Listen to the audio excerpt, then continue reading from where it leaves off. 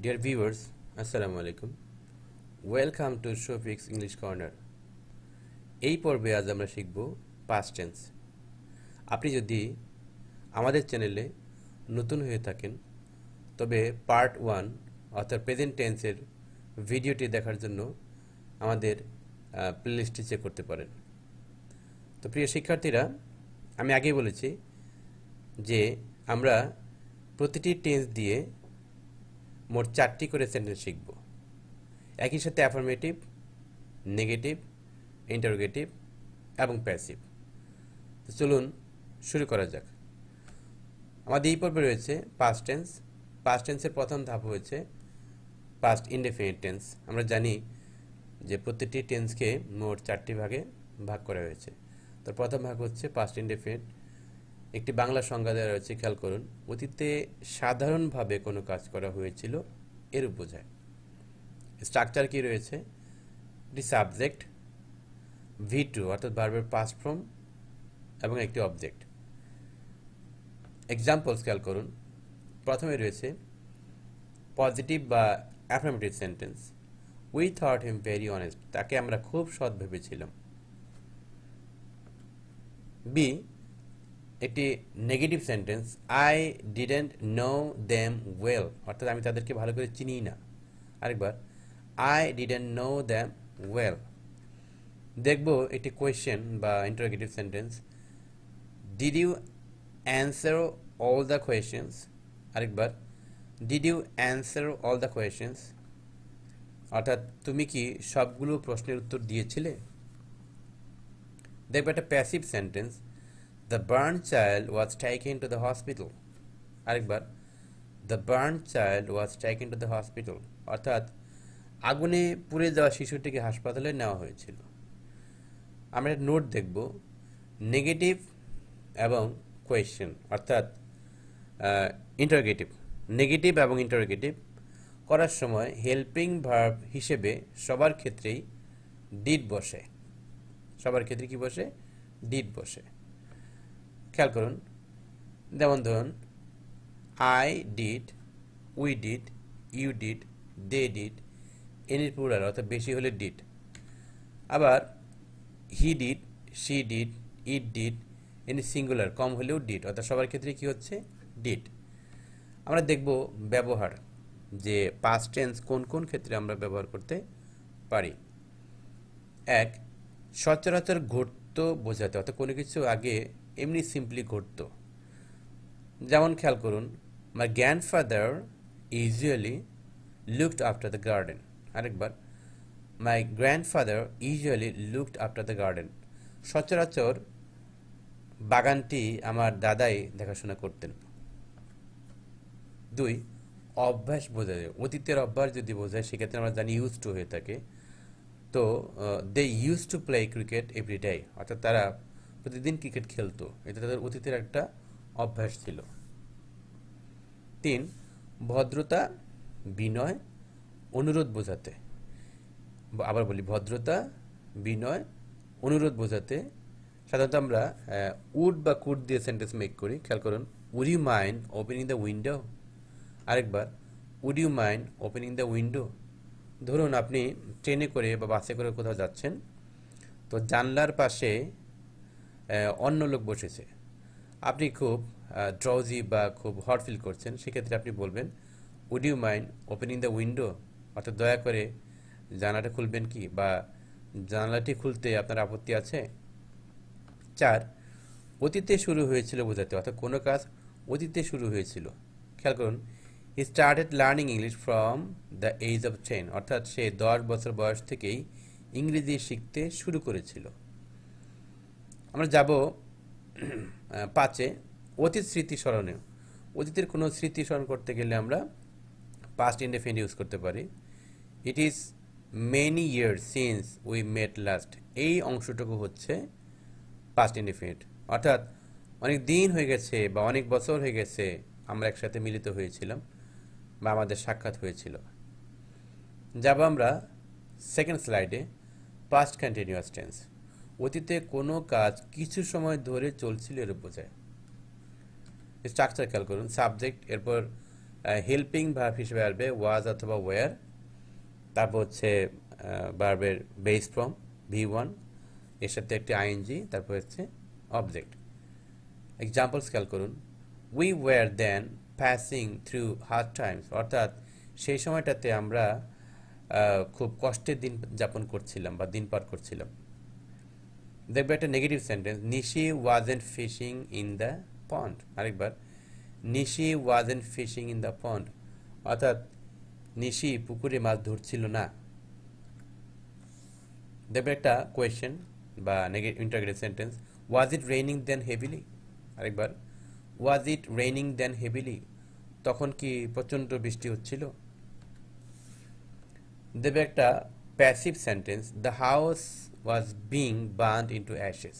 আরেকবার, the house was being burned into ashes, অর্থাৎ বাড়িটি আগুনে পুড়ে ছাই হচ্ছিল। এখানে খেয়াল করুন, এই জায়গায় বলছি যে এই সাবজেক্টটি হচ্ছে, দ্য হাউস হচ্ছে একটা বস্তুবাচক সাবজেক্ট যার নিজের কাজ করার ক্ষমতা নেই। তো এই ধরনের ক্ষেত্রে আমরা প্যাসিভ ব্যবহার করি, আর প্যাসিভ কন্টিনিউয়াসে প্যাসিভ সবসময় একটা বিং যোগ হয়ে থাকে। তো এই হচ্ছে being, the house was being burned into ashes by someone, বা বাই দ্য ফায়ার, এরকম কিছু একটা হতো। তো বাই আর এজেন্ট অর্থাৎ অবজেক্টই বসানো হয়নি। সাধারণত স্ট্যান্ডার্ড ভয়েসের ক্ষেত্রে অবজেক্ট থাকে না। আমরা দেখব নোট, এক্ষেত্রে অর্থাৎ পাস্ট কন্টিনিউয়াসের ক্ষেত্রে হেল্পিং ভার্ব হিসেবে ওয়াজ অথবা ওয়্যার ব্যবহৃত হয়। তো কথা হচ্ছে আমরা কার সাথে ওয়াজ দিব আর কার সাথে ওয়্যার দিব, দেখে নেওয়া যাক। Was, I was, he was, she was, it was, any singular, যেমন ধরুন বয় ওয়াজ, গার্ল ওয়াজ, টিচার ওয়াজ, কম হলে ওয়াজ। ওয়্যার কখন, we were, you were, they were, girls were, boys were, বেশি হলে ওয়্যার, কম হলে ওয়াজ। ব্যবহার, আমরা পাস্ট কন্টিনিউয়াস কোন কোন ক্ষেত্রে ব্যবহার করতে পারি। প্রথম রয়েছে দুটি কাজ একসাথে চলছিল বোঝাতে। খেয়াল করুন, আই ওয়াজ রিডিং অ্যান্ড অথবা বাট ইউ ওয়্যার স্লিপিং, আমি পড়ছিলাম এবং তুমি ঘুমাচ্ছিলে, বা আমি পড়ছিলাম কিন্তু তুমি ঘুমাচ্ছিলে। দুটি কাজই একসাথে চলছিল, এটা পাস্ট কন্টিনিউয়াসের ক্ষেত্রে। 2, কোনো ঘটনা বর্ণনা বোঝাতে। আমরা যদি কোনো ঘটনা দেখে থাকি, সেটা যখন কাউকে ব্যাখ্যা করে শোনাই, বলি, সেক্ষেত্রে আমরা এই পাস্ট কন্টিনিউয়াস ইউজ করতে পারি। দেখুন, ইয়েস্টারডে, গতকাল, I was walking around the park, অর্থাৎ আপনি কাউকে গল্প শোনাচ্ছেন যে গতকাল আমি পার্কের চারদিকে ঘুরছিলাম, হঠাৎ করে দেখলাম, এই যে গল্প শুরু হয়ে যাচ্ছে আর কি, হঠাৎ, তারপর আপনি কিছু একটা বলবেন। তো সেক্ষেত্রে আমরা যদি কোনো পিছনের কোনো গল্প বা ঘটনা কাউকে শোনাই, সেক্ষেত্রে আমরা পাস্ট কন্টিনিউয়াস ইউজ করতে পারি। 3, ওয়াইল বা ওয়েন থাকলে, বাক্যের মধ্যে ওয়াইল বা ওয়েন থাকলে আমরা এক্ষেত্রে আমরা এই টেন্স ইউজ করতে পারি। খেয়াল করুন, I saw your baby while it was playing, অর্থাৎ আপনার শিশুটি যখন খেলছিল তখন তাকে আমি দেখেছিলাম। তো আই saw your baby, এই অংশটুকু হচ্ছে পাস্ট ইনডেফিনিট, কিন্তু হোয়াইলের পরেরটা হচ্ছে past continuous, it was playing. আচ্ছা, আরেকটা এক্সাম্পল খেয়াল করুন, it was raining when I reached home, অর্থাৎ যখন আমি বাড়িতে পৌঁছালাম তখন কি বৃষ্টি হচ্ছিল। তাহলে এই যে হোয়েনের আগের অংশটা, এটা হচ্ছে পাস্ট কন্টিনিউয়াস, কিন্তু পরেরটা হচ্ছে পাস্ট ইনডেফিনিট। আচ্ছা, নিচের নোটটি খেয়াল করুন আবার, ওয়াইল এর পরে এবং হোয়েন এর পূর্বে পাস্ট কন্টিনিউয়াস টেন্স হয়। এই যে দেখুন, ওয়াইল এর পরে ইট ওয়াজ প্লেইং, হোয়েন এর পূর্বে ইট ওয়াজ রেইনিং। তো কি লেখা রয়েছে, ওয়াইল এর পরে এবং হোয়েন এর পূর্বে সাধারণত কি হয়, পাস্ট কন্টিনিউয়াস টেন্স হয়। আমরা যাব পরের স্লাইডে, past perfect. Past perfect tense, অতীতে দুটি কাজের মধ্যে একটি কিছু সময় আগে এবং অন্যটি পরে সম্পন্ন হয়েছিল, এরূপ বোঝায়। স্ট্রাকচার, সাবজেক্ট, তারপর হ্যাড, তারপর V3 অর্থাৎ ভার্বের পাস্ট পার্টিসিপল ফর্ম, তারপর হচ্ছে অবজেক্ট। আচ্ছা, খেয়াল করুন, প্রথমটি হচ্ছে একটি অ্যাফার্মেটিভ সেন্টেন্স বা হাবোধক sentence. I had had my breakfast before you came. আরেকবার, I had had my breakfast before you came. এই যে অংশটা খেয়াল করুন, এই যে হ্যাড, এই হ্যাডটা হচ্ছে V3 খাওয়া অর্থে। আমি এখানে কিন্তু I had taken, I had eaten বলতে পারতাম। I had taken অথবা I had eaten my breakfast before you came। আচ্ছা, তো আগেই বলা হয়েছে এখানে কাজ হচ্ছে দুটি। এই বিফোরের আগে একটা অংশ রয়েছে ব্রেকফাস্ট করা, আর পরে হচ্ছে তুমি বা অন্য কেউ আসা। আচ্ছা, যাব আমরা একটি নেগেটিভ সেন্টেন্স দেখব। Harun hadn't opened an account before I told him। আরেকবার, Harun hadn't opened an account before I told him। অর্থাৎ আমি বলার আগে হারুন অ্যাকাউন্ট খোলেনি। তারপরে question, had they finished the work in time? তারা কি কাজটি ইন টাইমে অর্থাৎ সঠিক সময়ে শেষ করতে পেরেছিল বা শেষ করেছিল? দিতে যাচ্ছি আমরা, the Rohingya had been tortured rudely before they arrived in Bangladesh। এই অংশটা হচ্ছে প্যাসিভ, অর্থাৎ রোহিঙ্গাদেরকে খুব নিষ্ঠুরভাবে টর্চার করা হয়েছিল তারা বাংলাদেশে পৌঁছার পূর্বে। আচ্ছা, তো এর খেয়াল করে রোহিঙ্গারা কিছু করেনি, বরং তাদেরকে টর্চার করা হয়েছে। যে কাজটা অন্য কেউ করে সেটাই হচ্ছে প্যাসিভ। এই যে আমরা জানি যে হ্যাভ হ্যাজের পরে বা হ্যাডের পরে কি একটা বিন যুক্ত হয়ে থাকে প্যাসিভের ক্ষেত্রে। আমরা নোট দেখে নিচ্ছি। এক্ষেত্রে বিফোর এর পূর্বে এবং আফটার এর পরে হ্যাড বসে। আবার বলি, এই ক্ষেত্রে অর্থাৎ পাস্ট পারফেক্ট টেন্সের ক্ষেত্রে বিফোর এর পূর্বে এবং আফটার এর পরে হ্যাড বসে। উল্লেখ্য যে হ্যাডযুক্ত অংশটি পাস্ট পারফেক্ট এবং অপর অংশটি পাস্ট ইনডেফিনিট হয়ে থাকে। এই যে দেখুন, খেয়াল করুন এখানে, I had my breakfast before you came. এই যে বিফোর ইউ কেম এই অংশটা হচ্ছে বিফোরের পরে অংশ, এটা হচ্ছে পাস্ট ইনডেফিনিট, কিন্তু বিফোর আগেরটা হচ্ছে পাস্ট পারফেক্ট। আমরা আরও কিছু এক্সাম্পল দেখি এই কেন্দ্রিক, অর্থাৎ বিফোর আফটার কেন্দ্রিক। The patient had died before the doctor came. আমি আপনাদের বোঝার সুবিধার্থে একই সেন্টেন্সকে দুইভাবে লিখেছি, অর্থাৎ ডাক্তার আসার পূর্বেই রোগী মারা গেছেন। তো এই যে দ্য ডক্টর কেম এই অংশটা হচ্ছে পাস্ট ইনডেফিনিট, কিন্তু এই আগেরটা হচ্ছে পাস্ট পারফেক্ট। আরেকটা দেখুন, the patient died after the doctor had come. এই যে বিফোরের আগে হ্যাড, আফটারের পরে হ্যাড। হ্যাডযুক্ত অংশটা হচ্ছে পাস্ট পারফেক্ট, হ্যাডবিহীনটা হচ্ছে পাস্ট ইনডেফিনিট। ব্যবহার, কোন কোন ক্ষেত্রে আমরা পাস্ট পারফেক্ট ব্যবহার করতে পারি?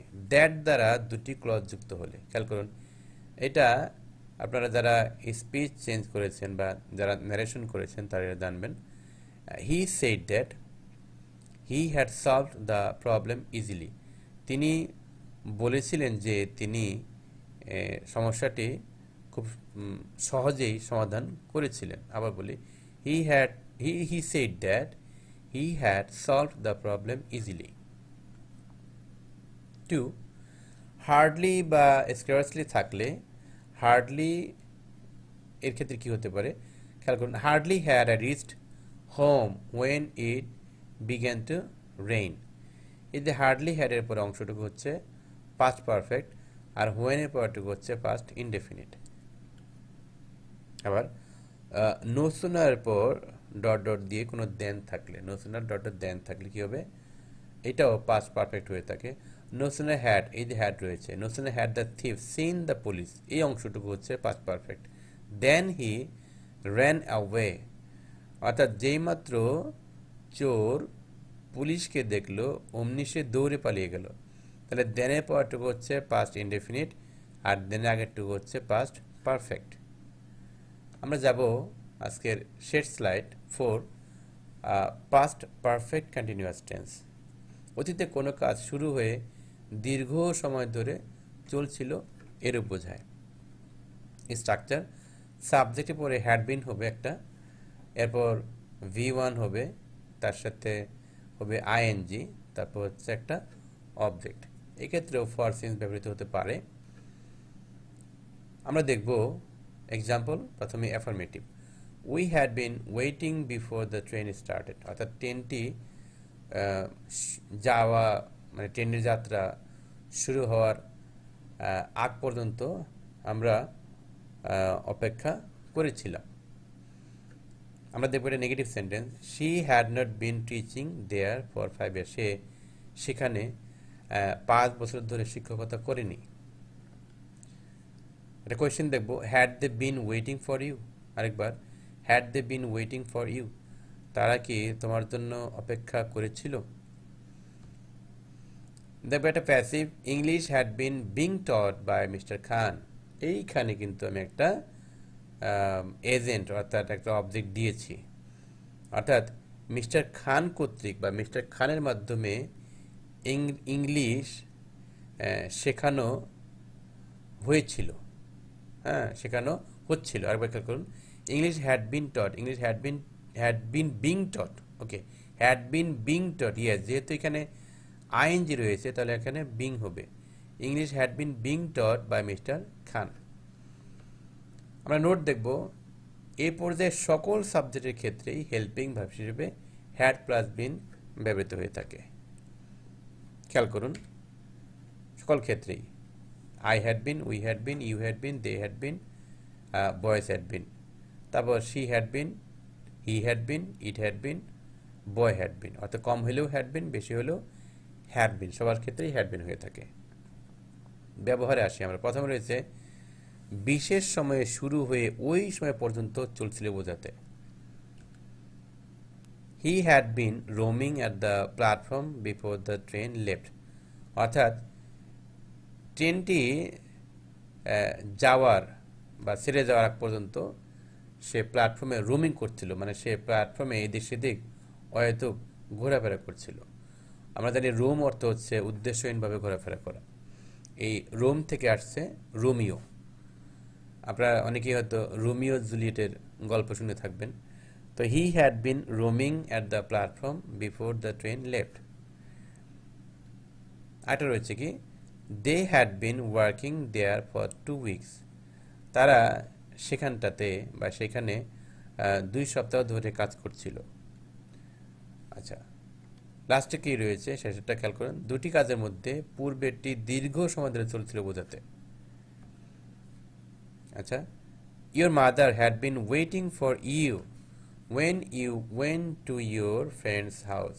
আরেকবার দেখুন, your mother had been waiting for you when you went to your friend's house, অর্থাৎ তুমি যখন তোমার বন্ধুর বাসায় গিয়েছিলে তোমার মা তোমার জন্য অপেক্ষা করতেছিলেন, অর্থাৎ মার অপেক্ষা করার যে কাজটা এটা আগে ঘটছে এবং সেটা দীর্ঘ সময় ধরে ঘটছিল।